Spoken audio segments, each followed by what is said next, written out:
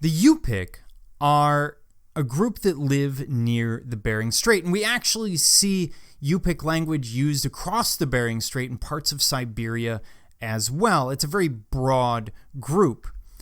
And their ceremonial life focuses on game, specifically seals, because this is going to be their primary food source. This is no different than any other society creating art based on or basing their ceremonial life on their primary food. The Aztec do it with corn.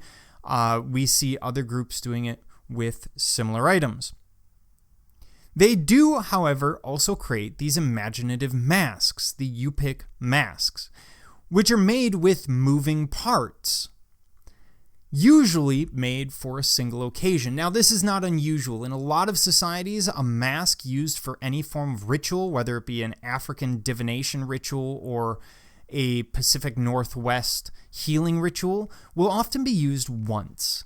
The power of it being that single use, and that's sort of like the magic has worn off. So it's not an unusual idea. It's probably parallel development. The one we're looking at is the North Wind Mask. And this is depicting the spirit of the North Wind, the hoop around the outside representing the universe. We see rattling appendages around it that in the wind would mimic voice. It would give it sound.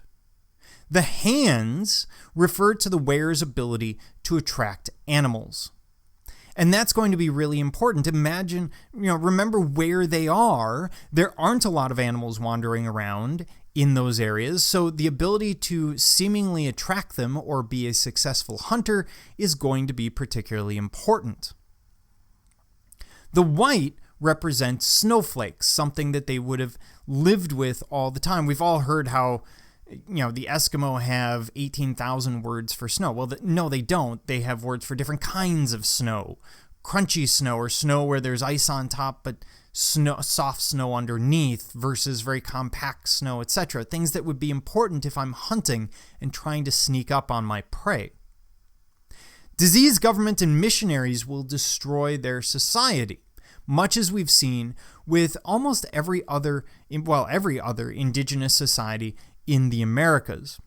Only recent revival has kept their traditions alive, and these revivals are becoming increasingly important because the original people who would have known about these masks, well, most of them have passed on by now. Most of them have simply died. So we need these sparse individuals, and this is frequently what's happening, these few individuals coming together and learning these skills, even if it's only as a hobby, to pass it down to another generation, so that not only does this element of culture survive for that culture, but it survives so that they can pass these messages, this legacy, onto the world overall, onto society in the biggest possible terms, so that we can better study it. After all, we haven't studied everything that's out there.